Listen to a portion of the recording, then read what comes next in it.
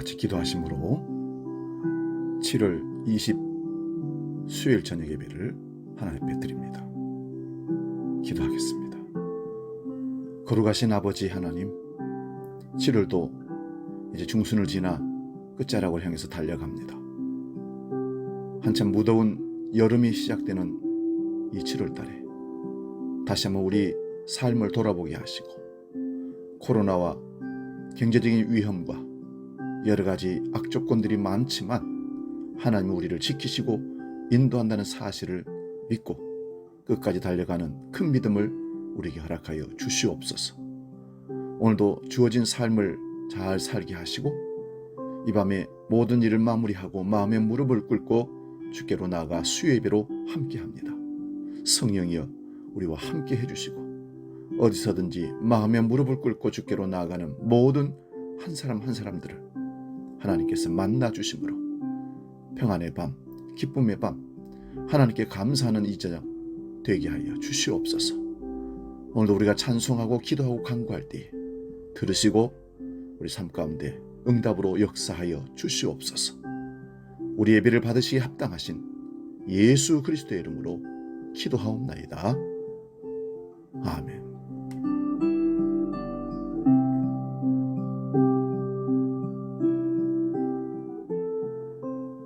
찬송가 382장 너 근심 걱정 말아라 함께 찬송합니다.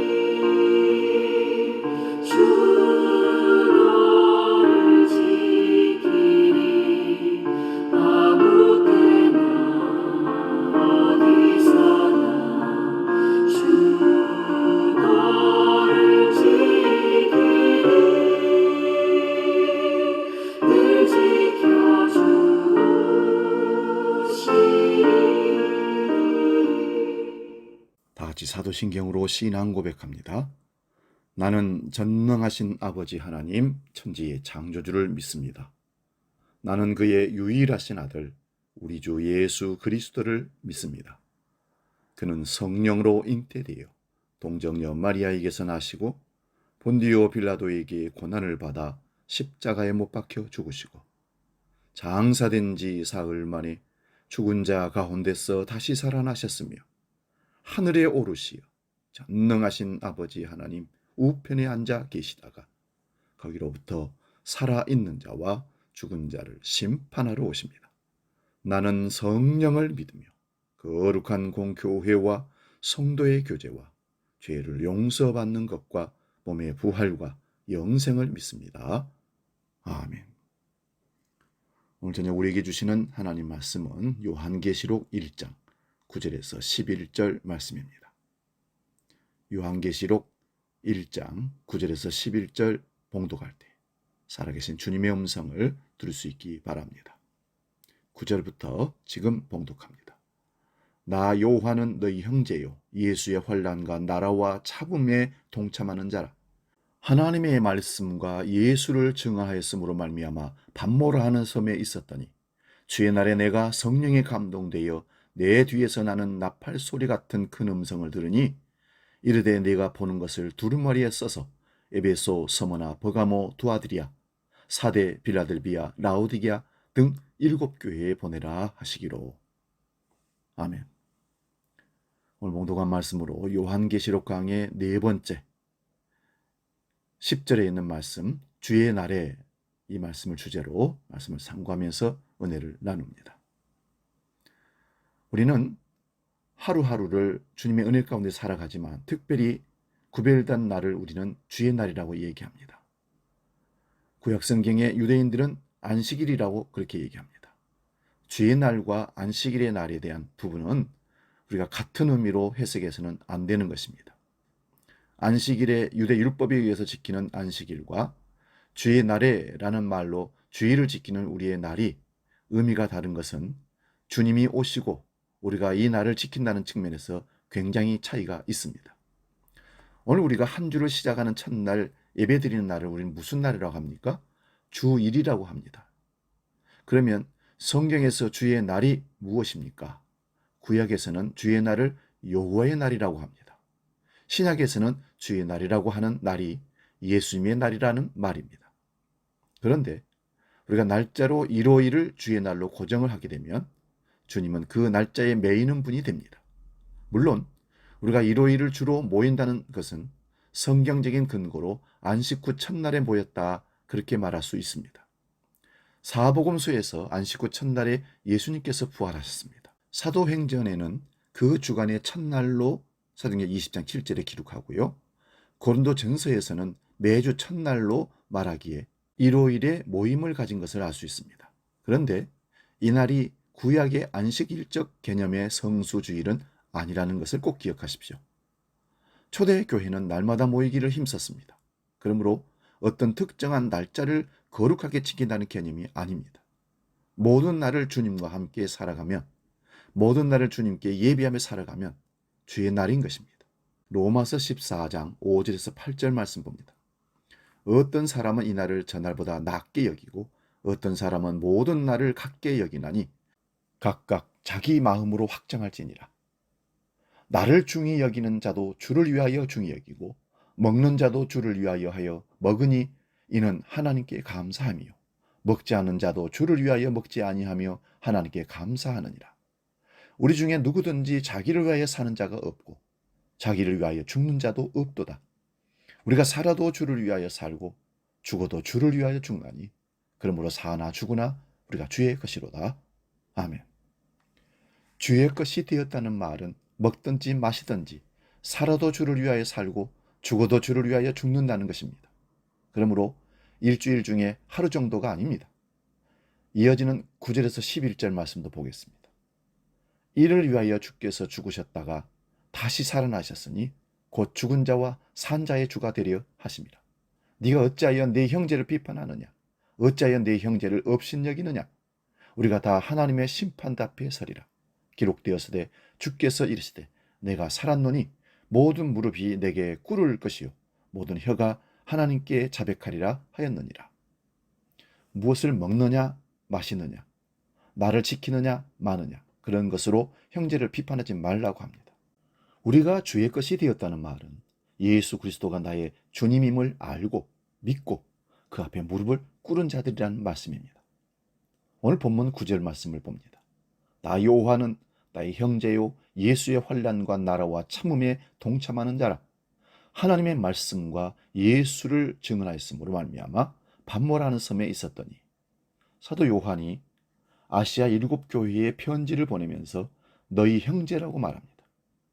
예수께서 부활하신 후에 마리아에게 말씀하시기를 내 형제들에게 가서 전하라 합니다. 예수님께서 제자들을 내 형제라고 하시면서 내가 내 아버지 곧 너희 아버지, 내 하나님 곧 너희 하나님께로 올라간다 하라고 말씀합니다. 예수님의 제자들이 이 말씀을 믿지 않았습니다. 나중에 성령이 임하고서야 이 말씀을 믿게 된 겁니다. 그러므로 예수님께서 맏아들로 희생하신 십자가의 공로로 제자들을 형제로 맞아 주십니다. 이제 사도 요한이 예수님을 믿는 자들을 향해서 형제라고 부릅니다. 예수님으로 인하여 한 형제된 자들이 무엇에 동참하는지를 말하고 있습니다. 우리가 예수님을 믿으면 예수 그리스도의 몸이 되는 것입니다. 예수님이 우리의 머리가 되십니다.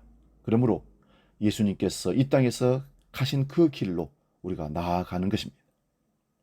사도들이 간 그 길로 우리도 같이 나가는 겁니다. 이것이 예수를 믿는 길입니다. 그러면 그 길이 무엇입니까? 우리는 지난 주일에 예수의 길이라는 설교의 제목으로 말씀을 나눈 적이 있습니다. 예수 그리스도의 환난과 나라와 참음에 동참한다는 그것이 예수의 길입니다. 그럼 우리가 예수님을 따른다는 것은 예수의 길을 가는 것입니다. 그러므로 예수 그리스도의 환난과 나라와 참음에 동참하는 것이 우리의 길이기도 합니다. 예수 그리스도 안에서 그 환난과 나라와 참음에 동참하는 자들이 이 땅에서 예수님을 믿는 자들입니다. 그런데 우리는 종교를 택하고 신을 믿을 때에 환난을 벗어나려고 믿습니다. 나는 어떤 우한도 당하지 않고 사고도 당하지 않고 평안하게 주어진 육신의 삶을 행복하게 사는 것을 꿈꾸면서 주님을 따른다면 무엇인가 잘못된 길을 가고 있는 것입니다. 왜냐하면 우리 주님은 이 땅에 하나님이 주신 사명을 감당하고 십자가에서 죽어버리셨기 때문에 그렇습니다. 예수님을 믿는 길은 예수님의 환난과 나라와 참음에 동참하게 됩니다. 누가 이런 길을 택하겠습니까? 그러므로 하나님께서 창세전에 그리스도 안에서 택하시고 때가 되어 복음을 듣게 하시고 믿게 하심으로 예수님께 동참하게 되는 것입니다. 그래서 우리의 뜻대로 우리가 선택해서 가는 것이 아니라 주께서 우리를 부르시고 선택하셔서 그 길을 가게 하심으로 우리가 가는 것입니다. 사도행전 14장 22절 말씀 봅니다. 제자들의 마음을 굳게 하여 이 믿음에 머물러 있으라 구원하고 또 우리가 하나님의 나라에 들어가려면 많은 환난을 겪어야 할 것이라. 바울과 바나바가 복음을 전하면서 제자들에게 한 말씀입니다. 바울 일행이 복음을 전하러 가는 곳마다 환난을 당합니다. 그 이유는 하나님 말씀으로 예수님을 증거하기 때문입니다. 유대인들에게 하나님의 말씀으로 유대인들이 좋아하는 말을 전한다면 핍박을 받지 않았을 겁니다. 그런데 유대인들이 가장 싫어하는 말이 십자가에 못 박힌 예수가 다시 살아나셨고 주와 그리스도가 되셨다는 소식을 전하는 것을 가장 싫어합니다. 이 말을 믿으려면 메시아를 죽인 자가 되기에 죽도록 유대인들은 싫어합니다. 이방인들은 로마의 황제가 주가 되어 있기 때문에 예수님을 주로 믿는다는 것은 로마 황제를 반역하는 것이기에 싫어합니다. 왜요? 이 땅에서 육신의 삶을 부지하고 살려면 싫다는 것, 죽을 일을 안 하는 것이죠. 그러므로 어디든지 예수를 증거하는 곳에서는 환난을 받게 되어 있습니다. 오늘날도 하나님 말씀으로 예수 그리스도의 십자가만 전한다면 좋아하지 않습니다. 하나님 말씀에 십자가뿐이냐고 항의를 합니다. 성경에 서로 사랑하라는 말씀도 있고 위로하고 격려하라는 말씀도 있고 약한 자를 돌보라는 말씀도 많은데 왜 십자가만 이야기하느냐고 반문합니다. 그런데 바울 사도는 복음을 전하면서 그리스도의 십자가가 헛되지 않게 하려고 한다고 고린도전서 1장 17절에 말씀합니다. 십자가에 못 박힌 그리스도를 전하니 유대인에게는 꺼리끼는 것이요 이방인에게는 미련한 것이라고 고린도전서 1장 23절에 말씀합니다. 복음을 믿는다는 자들에게서 예수 그리스도와 그 십자가에 못 박힌 것 외에는 아무것도 알지 아니하기로 작정하였다고 바울은 고백합니다. 예수 그리스도의 십자가 외에는 자랑할 것이 없다라고 갈라디아서 6장 14절에 확정합니다. 하나님 말씀으로 예수님을 증거하는 바울의 모습입니다. 오늘 본문 9절 말씀을 표준 3번역으로 한번 읽어드리겠습니다. 예수 안에서 여러분의 형제요 예수 안에서 환난과 그 나라와 인내에 여러분과 더불어 참여한 사람인 나 요한은 하나님의 말씀과 예수를 증언하는 탓으로 반모라는 섬에 갇혀 있었습니다. 바울이 왜 복음 전하다가 온갖 핍박을 다 받고 요한은 반모라는 섬에 유배를 당해서 갇혀 있습니까? 그 이유는 하나님의 말씀으로 예수님을 증언하였기 때문입니다. 하나님의 말씀을 전한다고 하는데 사람들을 위로, 격려, 칭찬하는 말들만 골라서 하면 좋아할 겁니다. 세상에서 잘 된다는 얘기를 사람들이 굉장히 좋아합니다.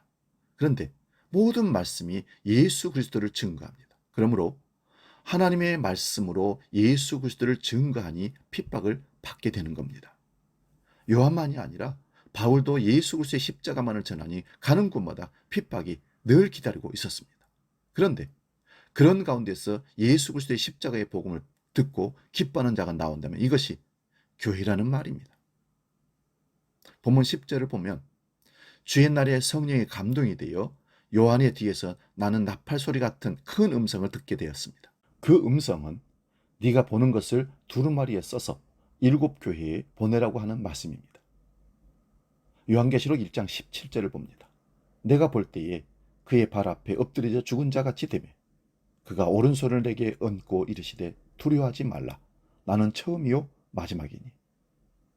주의 날에 주님의 영광을 뵙게 되자 그의 발 앞에서 엎드려져 죽은 자 같이 되었다고 합니다. 근데 주님께서 오른손을 얹고 두려워 말라고 하시면서 나는 처음이며 마지막이라고 하십니다. 십자가에서 죽으신 그 예수님이 하나님이라는 말씀입니다. 본문 9절에 주의 날을 지격하면 주의 날 가운데서라는 뜻입니다. 주께 속한 날이라고 해도 됩니다. 신약에서 이곳에만 나옵니다. 모든 날이 다 주의 날이지만 이 날에 계시를 받았기에 주의 날이라고 표현했던 것입니다. 이러한 주의 날의 개념의 구약적인 의미는 여호와의 날입니다.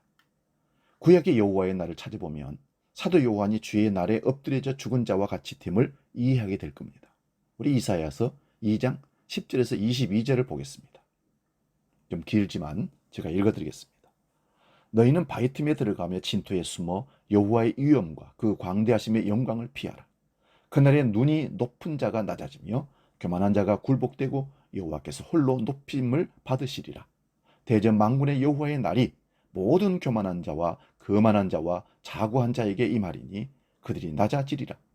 또 네바논의 높고 높은 모든 백향목과 바산의 모든 상수리 나무와 모든 높은 산과 모든 솟아오른 작은 언덕과 모든 높은 망대와 모든 견고한 성벽과 다시스의 모든 배와 모든 아름다운 조각물에 임하리니 그날에 자고하는 자는 굴복되며 교만한 자는 낮아지고 여호와께서 홀로 높임을 받을 것이며 우상들은 온전히 없어질 것이며 사람들이 암혈과 토굴로 들어가서 여호와께서 땅을 진동시키려고 일어나실 때에 그 위엄과 그 광대하심의 영광을 피할 것이라.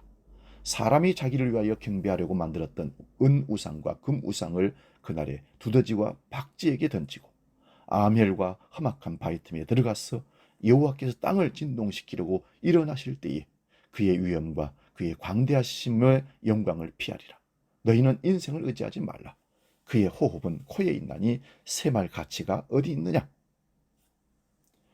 이 말씀이 살아서 마음에 담아지는 자들이 여호와의 날 곧 주의 날을 맞은 사람들입니다. 우리에게 이러한 주의 날이 있었습니까? 우리가 평소에 살아가는 삶은 높아지기 위한 삶이었습니다. 이것이 탐심이며 탐심이 곧 우상 숭배라고 골로새서에서는 말씀합니다.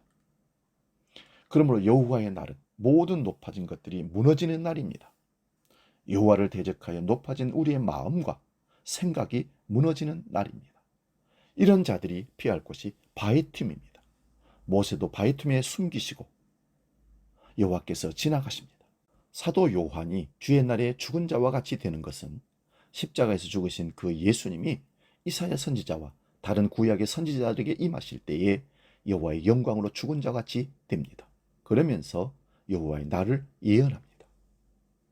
구약에 나타난 여호와의 날은 거의 다 심판을 말씀하고 있습니다.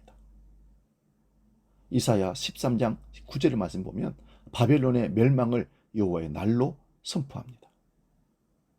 에스겔 13장 5절에도 거짓 선지자들의 심판도 여호와의 날로 말씀합니다. 에스겔 30장 3절에서도 애굽의 멸망을 여호와의 날로 말씀합니다. 아모스 선지자는 여호와의 날을 삼하는 자들에게 어둠과 재앙의 날이 될 것이라고 선언합니다. 그 이유는 번제나 소제나 살찐 희생의 화목제를 드리고 멋들어진 찬송을 하면서도 정의와 공의를 버린 자들에게 하신 심판의 말씀입니다. 그러므로 정의와 공의가 없는 예배와 찬양을 하면서 기다린 여호와의 날은 구원의 날이 아니라 심판의 날이 되는 것입니다. 그 여호와의 날이 이르기 전에 주의 이름을 부르는 자는 구원을 얻는다고 말씀합니다. 요엘서 2장 30절 32절 말씀 봅니다. 내가 이적을 하늘과 땅에 베풀리니 곧 피와 불과 연기 기둥이라. 여호와의 크고 두려운 날이 이르기 전에 해가 어두워지고 달빛이 핏빛같이 변하려니와 누구든지 여호와의 이름을 부르는 자는 구원을 얻으리니 이는 나 여호와의 말씀대로 시온산과 예루살렘에서 피할 자가 있을 것이며 남은 자 중에 나 여호와의 부름을 받을 자가 있을 것임이니라. 아멘. 여호와의 날이 피와 구름과 연기 구둥이라고 말씀합니다. 이 날이 이르기 전에 주의 이름을 부르는 자는 구원을 얻을 것이라 합니다. 예수님의 피 흘리심에 성부와 성령이 함께 하십니다. 그러므로 십자가를 지신 예수님이 누구신지 알고 믿는 것이 곧 구원입니다. 오늘 말씀 본문 10절과 요한계시록 1장 17절을 다시 보면 주의 날에 성령의 감동으로 주의 음성을 듣고 주님을 뵙게 되었을 때에 예수님의 품에 안기기까지 사도 요한이 어떻게 됩니까? 예수님의 발 앞에 엎드려져 죽은 자 같이 되었습니다. 구약에서 여호와의 영광을 본 자들이 한결같은 고백입니다. 이사야 선지자가 여호와의 영광을 보았을 때에 화로도 나여 망하게 되었도다 고백합니다. 사도 요한이 예수님의 그 영광 앞에 죽은 자 같이 그 발 앞에 엎드리는 그 날이 주의 날입니다. 그러므로 구약이나 신약이나 주님의 날을 경험한 자는 다 자신이 죽은 자 같이 되었다 합니다. 그렇다면 오늘 우리는 그 주님의 발 아래 엎드린 적이 있습니까? 구약의 선지자나 신약의 사도들이 경험한 그런 주의 날과 같지는 않아도 하나님 말씀을 통하여 자신이 어떤 죄인인지 인식이 되었습니까? 하나님의 말씀이 살아서 일하십니까? 성령께서 말씀을 우리에게 비추어 주십니다. 그러면 우리의 마음의 생각과 뜻이 마치 벌거벗은 듯이 드러나게 되면 우리의 대장 대신 예수 그리스도를 믿게 됩니다. 성도라면 이러한 근본적인 방향 전환의 회개가 일어나게 됩니다. 그러므로 이 역사 속에서 예수님의 이름 앞에 무릎을 꿇는 주의 날이 없다면 우리가 아무리 주의 성수를 하여도 주님과 상관없는 자가 될 뿐만 아니라 재림의 날이 심판의 날이 되게 될 것입니다. 그러므로 항상 주의 날이 되도록 주님 앞에 엎드려서 죽은 듯이 주님의 심판을 기다리는 그 마음으로 주여 나를 불쌍히 여기소서 회개하는 매일의 삶이 되어야 할 줄로 믿습니다. 데살로니가전서 5장 1절에서 11절 말씀을 봅니다. 형제들아 때와 시기에 관하여는 너에게 쓸 것이 없음은 주의 날이 밤에 도둑같이 이를 줄을 너희 자신이 자세히 알기 때문이라. 그들이 평안하다 안전하다 할 그때에 임신한 여자에게 해산의 고통이 이름과 같이 멸망이 갑자기 그들에게 이르리니 결코 피하지 못하리라. 형제들아 너희는 어둠에 있지 아니하며 그날이 도둑같이 너희에게 임하지 못하리니 너희는 다 빛의 아들들이요 낮의 아들이라. 우리가 밤이나 어둠에 속하지 아니하나니 그러므로 우리는 다른 이들과 같이 자지 말고 오직 깨어 정신을 차릴지라. 자는 자들은 밤에 자고 취하는 자들은 밤에 취하되 우리는 낮에 속하였으니 정신을 차리고 믿음과 사랑에 호심경을 붙이고 구원의 소망의 투구를 쓰자. 하나님이 우리를 세우심은 진노하심에 이르게 하심이 아니요 오직 우리 주 예수 그리스도로 말미암아 구원을 받게 하려 하심이라. 예수께서 우리를 위하여 죽으사 우리로 하여금 깨어있든지 자든지 자기와 함께 살게 하려 하셨느니라. 그러므로 피차 권면하고 서로 덕을 세우기를 너희 하는 것 같이 하라. 아멘. 주의 날이 도적같이 온다고 합니다. 여기서 주의 날은 분명하게 재림의 날을 말씀합니다. 그러므로 주의 날이라는 것은 두 가지 의미를 가지고 있습니다.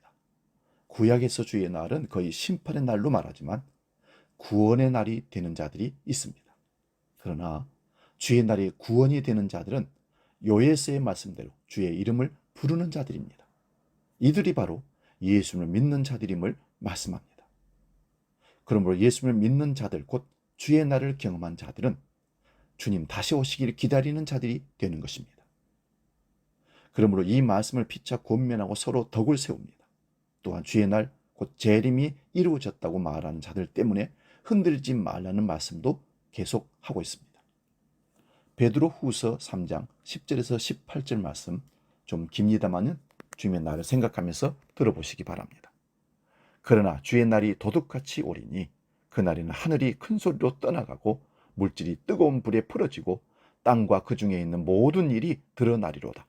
이 모든 것이 이렇게 풀어지리니 너희가 어떠한 사람이 되어야 마땅하냐? 거룩한 행실과 경건함으로 하나님의 날이 임하기를 바라보고 간절히 사모하라. 그날에 하늘이 불에 타서 풀어지고 물질이 뜨거운 불에 녹아지려니와 우리는 그의 약속대로 의가 있는 곳인 새 하늘과 새 땅을 바라보도다. 그러므로 사랑하는 자들아 너희가 이것을 바라보나니 주 앞에서 점도 없고 흠도 없이 평강 가운데서 나타나기를 힘쓰라. 또 우리 주의 오래 참으심이 구원이 될 줄로 여기라.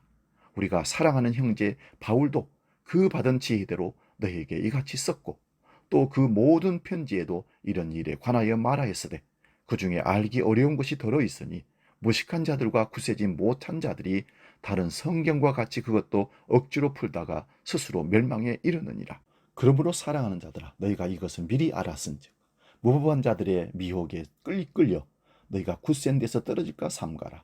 오직 우리 주 곧 구주 예수 그리스도의 은혜와 그를 아는 지식에 자라가라.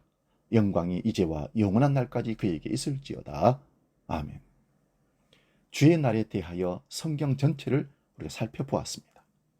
이런 말씀이 성령의 역사로 실제로 믿어진다면 그 사람은 주의 날을 경험한 사람입니다.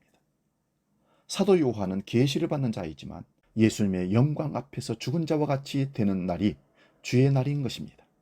우리가 사도 요한과 같은 경험을 하지는 않습니다. 그러나 기록된 이 계시의 말씀을 통하여 성령이 감동되시면 십자가 지신 그 예수님이 만왕의 왕이시며 만주의 주가 되심을 알고 그 발 앞에 무릎을 꿇게 되는 것입니다. 이렇게 주의 날을 경험한 자들은 우리 주님 다시 오시는 그날까지 우리 주 곧 예수 그리스도의 은혜와 그를 아는 지식에서 자라가게 됩니다. 그 영광의 날이 지금 여기서부터 영원까지 우리와 함께 하시기를 축원드립니다. 아멘. 우리 찬송가 175장 신랑 되신 예수께서 찬송하고 기도하고 마치겠습니다.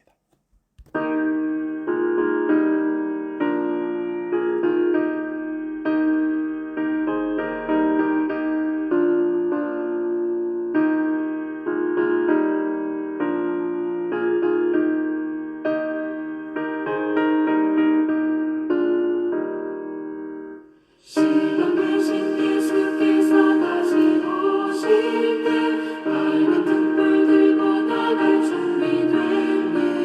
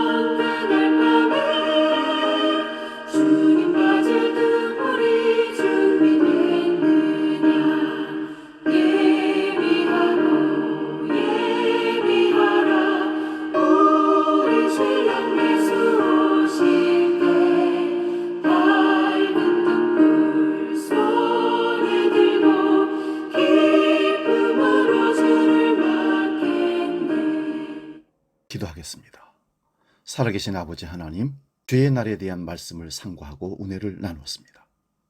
우리가 주님을 만나고 주님 앞에 엎드린 날, 그날이 심판의 날이고 구원의 날인 것을 감사하며 그날이 주의 날인 것을 믿습니다. 주의 날에 엎드린 자가 주님의 재림의 날에 찬송하며 사모하며 주님을 맞이할 수가 있는 것입니다. 오늘 우리가 주의 날을 맞이했는가? 그리고 주님을 맞을 주의 날을 준비하고 있는가? 잘 생각해 하시고 마지막 때를 살아가는 이 시대에 내가 어디서 믿음 있는 자를 보겠느냐 하시는 주님의 음성을 듣고 주여, 주의 날을 기다리는 믿음에 있는 자가 여기 있습니다. 고백하며 나아가는 우리 모든 믿음의 사람들 되게 하여 주시옵소서. 이 밤에도 주의 날을 사모하며 주님 앞에 항상 주님은 나의 주님이시요 만주의 주가 되시는 주인이시라고 고백하는 모든 믿음의 사람들에게 하늘의 통치로 성령으로 지배하시고 이끌어 주시옵소서. 이제는 우리 주 예수 그리스도의 은혜와 아버지의 크고 놀라우신 사랑과 성령 하나님의 지키시고 깨닫게 하시고 인도하시는 은총의 역사가 주의 날을 체험하고 주의 날을 사모하는 모든 주의 백성들에게 하늘의 놀라운 은총과 기쁨을 더하시기를 간절히 축원하옵나이다. 아멘.